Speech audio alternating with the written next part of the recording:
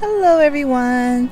Today I wanted to talk a little bit about creativity and how to come up with answers to some questions you may have.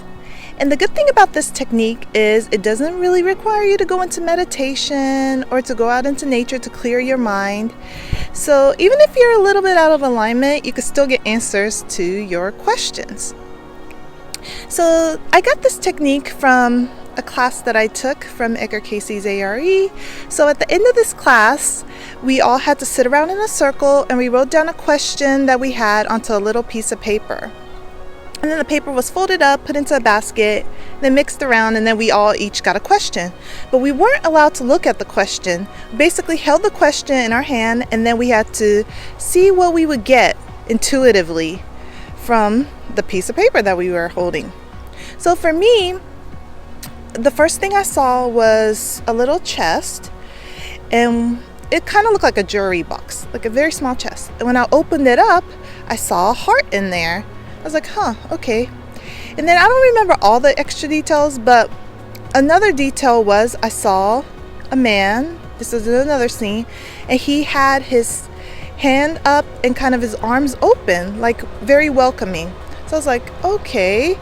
But that detail I kind of doubted because of my past experiences or something. So that detail, I was like, am I imagining that? So, but the thing is to don't doubt whatever comes up. You want to write everything down, no matter how weird it is or like you think you're influencing your mind. Don't worry, just write it down. So I did that. And then we went around after everybody was done and we started reading the questions out loud. And I believe it was something, this lady was trying to decide where she wanted to go have surgery. So she needed heart surgery. That's why I saw the little heart in the box.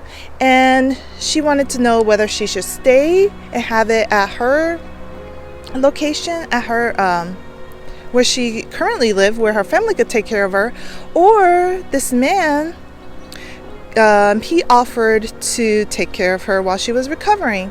So obviously with him being in my image, that meant that she already wanted to go there, and she knew it within herself, but because I felt it when I was doing the reading, like I felt like she loved him, but she was doubting it. So she asked the question. So really the answer is already within us, but we tend to doubt it because our mind and our egos gets in the way. So you could do this technique even with yourself. So I would recommend asking at least 3 questions, so you have at least 3 pieces of paper, so you don't try to like guess which question is which. Like if you only ask 2 questions, you're gonna be like, oh, I know that it's this one that I asked. So at least do about 3, and write down your questions, fold them up, mix them up, and then grab the paper. And then just sit there for a little bit and see what you get. And then once you get something, write down the number. So I would write like 1, this is the first question. And then on the other piece of paper, write 1, what you got. So you could do that. And you could also, if it's yes or no questions, you could even use a pendulum. Like you could put the questions on the bottom and then use a pendulum, make sure it's programmed.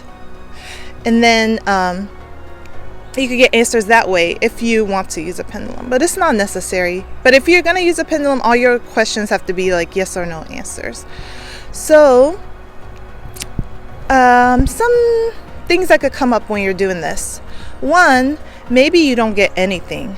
So if it's only one of the questions where you don't get anything, that probably means like you're not supposed to know the answer yet, or something of that nature. So then don't worry about it. But if you're not getting anything for all the questions, then I would kind of go in and like try to relax my mind a little bit. So maybe you're trying too hard, because this is supposed to be kind of like you get your mind and your ego out of the way to get the answer. So if that's the case, maybe put the questions aside and then come back to it at a later time when you're kind of relaxed or you're not even focusing on it anymore.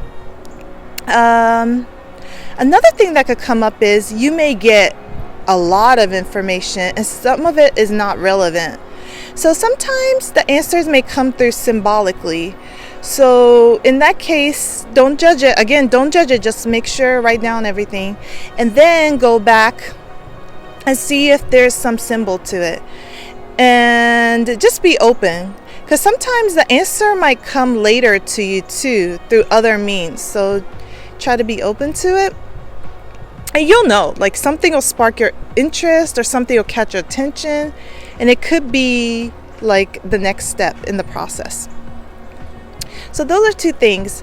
And if you want to take this further, you could do this for other people too. Like I mentioned earlier, you could read for other people.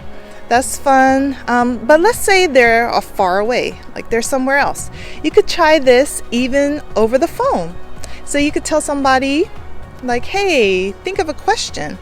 And they could think of a question, and then you'll get like little hints or insights, or something will come up within your mind so that you can relay it. So let's say the person was thinking about, what should I do this afternoon? Should I take a walk?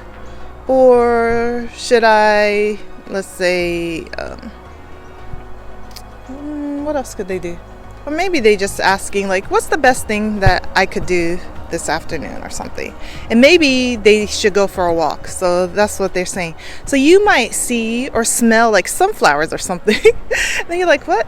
And you could just tell them, like, I just see and smell sunflower. And they're like, oh my gosh, that's the park I was going to walk in. They have a bunch of sunflowers like in that park or something.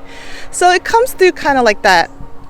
But it depends on what you're more inclined towards. Like for me, I'm very sensitive. I'm an empath, so I feel a lot of things. So when I get answers, it comes through feelings first, and then I'll get images in my mind.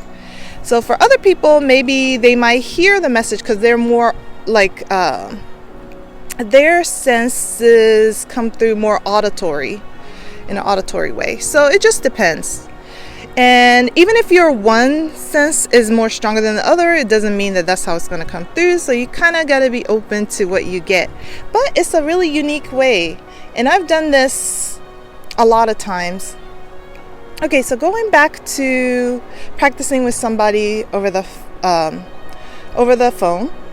If you want to combine it, you could also combine these with other divination tools like tarot cards or oracle cards if you like. Some people like that because if you could get the visuals with it, and it kind of provides extra information if you know how to read. So it'll provide extra details, because sometimes maybe you'll answer a question like I did for the go, like I see sunflowers, and then it's like, oh, okay, that's all. Maybe that's all you get, but maybe you need more details than that. So those are some ways that you could kind of play around with this idea of asking a question and getting your answer. Let me know how it goes, and I will see you in the next video. Thanks for watching.